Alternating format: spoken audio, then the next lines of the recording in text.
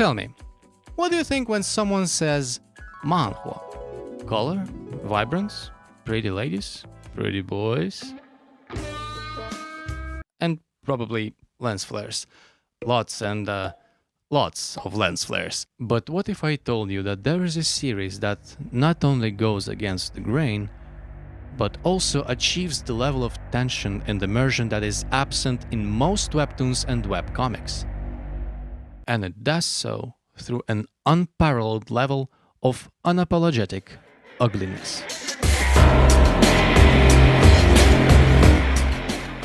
Escape Room is a series about a young man, Shawn, who one day finds himself locked in a strange room straight out of a Saw movie.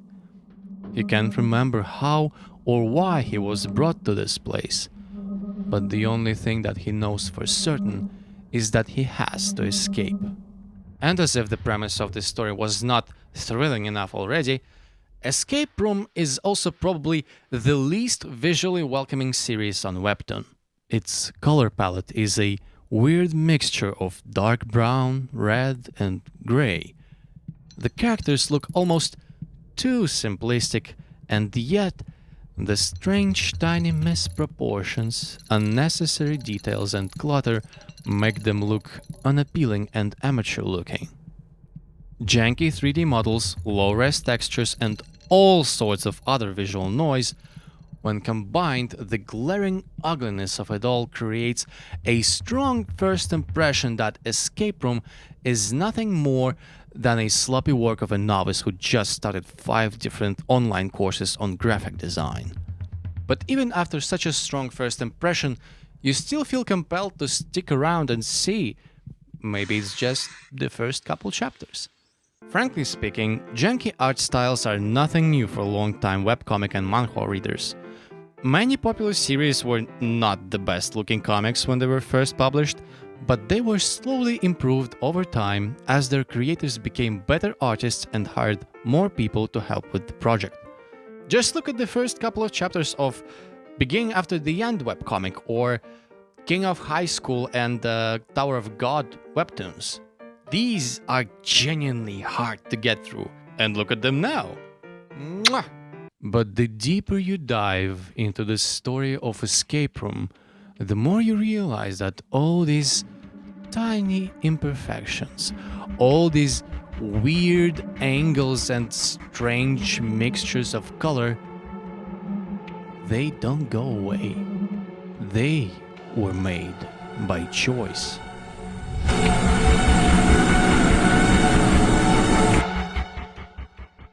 When talking about deliberately weird and unsettling art styles, Strangers from Hell come to mind. The series uses its limited color palette and cartoonish body proportions to elevate the feelings of uneasiness and dread. However, there is also a certain harmony to its art style that makes it visually pleasing. There is order to these scratches and imperfections. They make sense. They were artistically calculated. It brings a sense of normalcy to the series and makes it everyday horrors even more subtle and unnerving. The same can be said about the works of Junji Ito, who is the epitome of how order and beauty can be manifested through almost chaotic horror imagery. Well, Escape Room doesn't work like that. There's almost no rhyme or reason to its presentation, no subtlety to its horror. It operates on a different level, a level of chaotic and unapologetic sense of pure terror that serves to enhance the absurd and violent story of the series. And it does so in many big, as well as small, important ways. Let me show you a few examples from the first couple of chapters. The first thing that subtly plays with your perception is the weird brownish fill that covers the empty space between panels. It's not uncommon for artists to use color to fill the page background. It usually is there to indicate some sort of flashback or a change of environment, but I've never seen it used in such a brutish way before. With this little coloring choice alone, the author manages to set the vibe of the whole series and make the panels feel so much more claustrophobic, as even the blank space on the pages weighs over the characters. The weight of the space is further emphasized through grainy texturing, limited colors, and flat shading. All these things contribute to the overall sense of claustrophobia, imitating the poor lighting and stuffy air. Heavy use of vignetting is also there to illustrate poor visibility. And sure, these things work well to build atmosphere while also degrading image quality, but they alone don't really make Escape Room ugly. Well, that's where everything else comes into picture.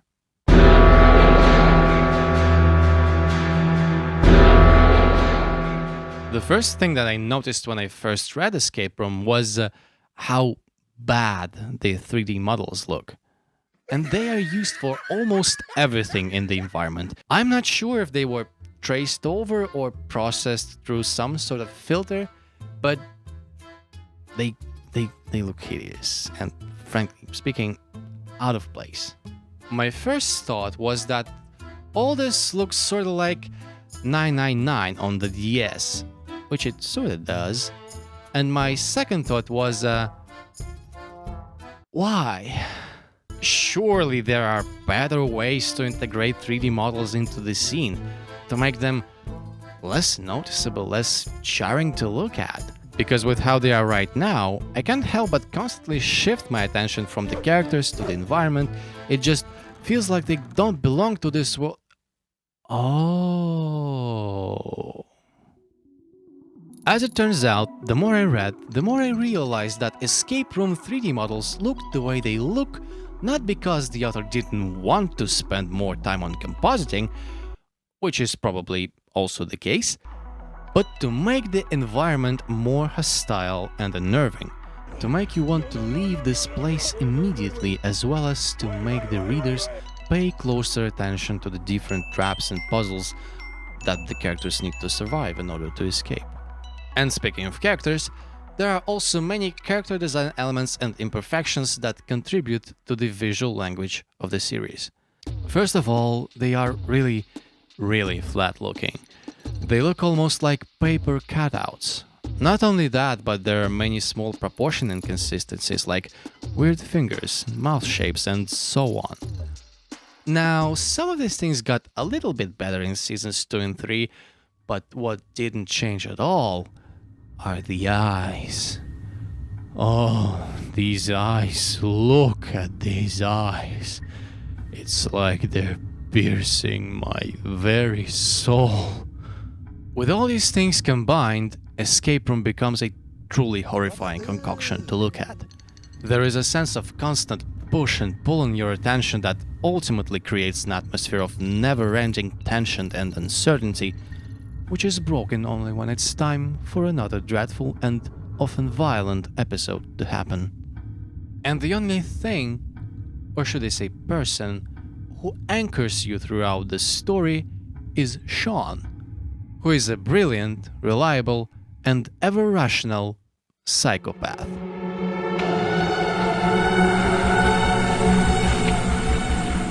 Shawn's character truly shines in this ugly setting. In all the visual and narrative chaos, he's someone who is able to come out on top in every single situation. Not only is he the rational person in the room at all times, but also someone who doesn't succumb to the terrors of this escape room. He's the main reason why Escape Room's story and visuals work so well. He's the glue that holds it all together.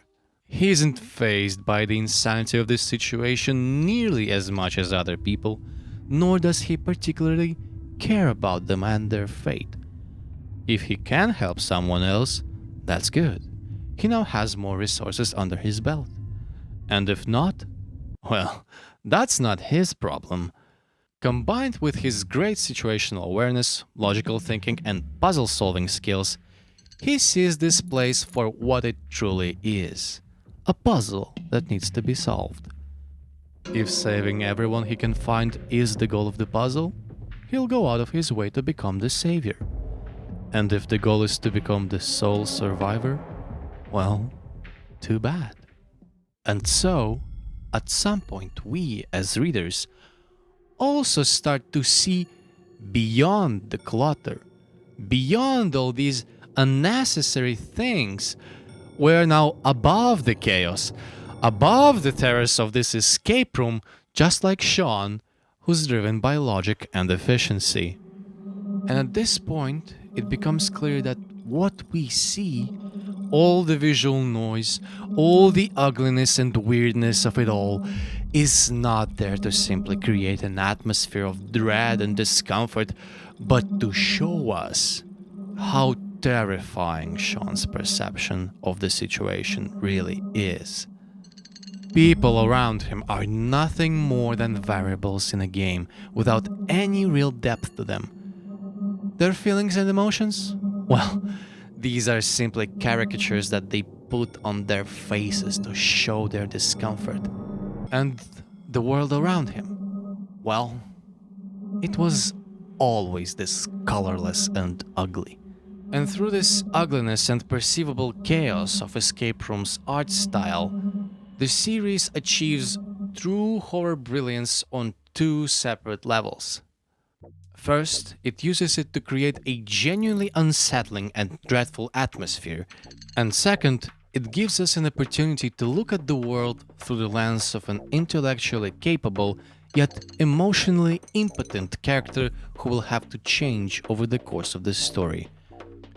And whether this change will be for better or for worse?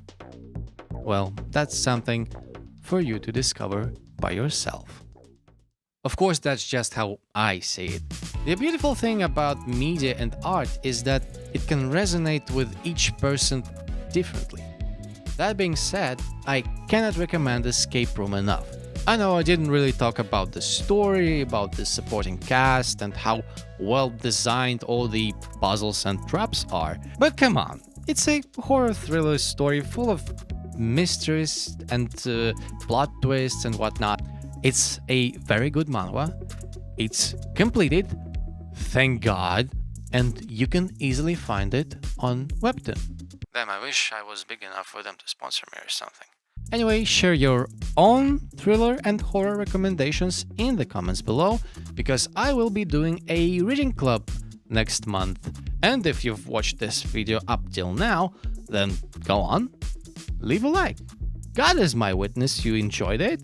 I also have a Boosty page if you want to support me in a more personal way. There's not much going on right now, but I'm working on it. I'm working to bring more vlog-style content and uncut, rambling, rant discussion sort of stuff there. So be sure to check it out in the near future. And with that, once again, thank you for watching this video. It's been Denon, take care, and have a good day. Пока.